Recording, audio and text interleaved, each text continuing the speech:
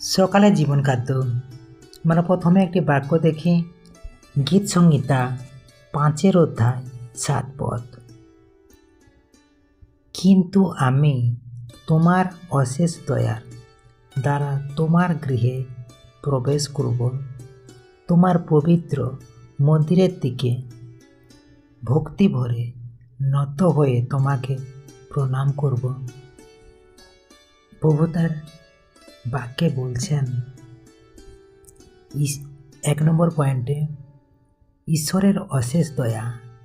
এই পদের শুরুতেই রাজা দাউদ স্বীকার করেন মানুষ নিজের ধার্মিকতার জোরে নয়, বরং ঈশ্বরের করুণায় তার কাছে আসতে পারে।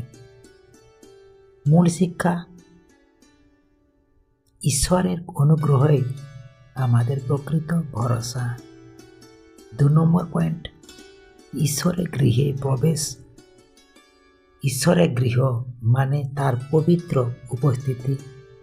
এটি নিরাপত্তা, আশ্রয় ও সম্পর্কের প্রতীক।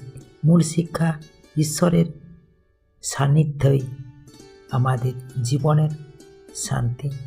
3 নম্বর পয়েন্ট, ভক্তি ভরে নত হওয়া। এখানে বিনয়, শ্রদ্ধা ও ভয় ও ভক্তির কথা বলা হয়েছে। মূল শিক্ষা, ঈশ্বরের সামনে নম্র হৃদয়ে গ্রহণযোগ্য। ঈশ্বর তার আপন বাক্যে প্রত্যেক আশীর্বাদ করুক। আমেন। জয় যিশু।